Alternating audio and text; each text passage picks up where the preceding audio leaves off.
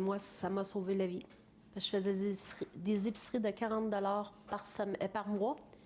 Et moi, je suis quasiment tombée végétarienne du jour au lendemain parce que ça coûtait cher. Puis, ben, j'avais moins de choix. Puis moi, les cuisines, ben, m'ont aidé à avoir du choix, de la variété dans qu'est-ce que je mange. Ah, c'est impossible, la salade, c'est 4-5 piastres. C'est ça. C'est 99. On s'en rend compte énormément du prix qui a augmenté dans tous les domaines.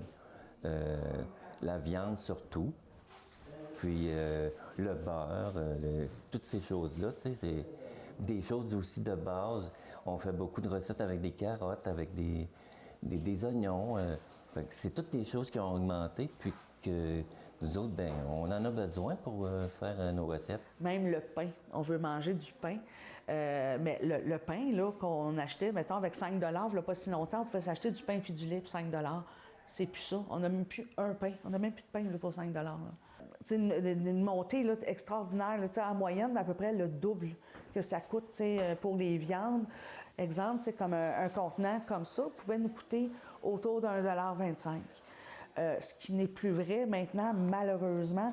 Ce plat-là doit coûter maintenant autour de 2,50 Les portions vont être plus petites à cause du coût d'augmentation. L'explosion des prix, ce qui arrive, c'est qu'il faut être encore plus stratégique.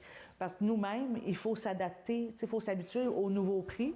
Puis non seulement, c'est dur de s'habituer parce que c'est scandaleux, mais en plus, ils continuent d'augmenter. Puis on coupe, c'est dans l'épicerie qu'on coupe plus souvent. On voit de plus en plus des nouveaux visages de la pauvreté. Des gens qui, autrefois, qu'on voyait comme, mettons, comme plus donateurs ou bénévoles, mais qui, eux-mêmes, se retrouvent momentanément dans le besoin. Ça me permet, moi, de pouvoir manger, bien, exemple, du ragoût pour le temps des fêtes. Bien, moi, c'est mon seul repas que je vais avoir de Noël qui est plus traditionnel. Ce qu'on coupe quand on a un imprévu, un enfant qui est malade, ou nous-mêmes, ou l'auto, si on a la chance d'en avoir une, mais qui brise, c'est dans les dépenses non fixes qu'on coupe la nourriture.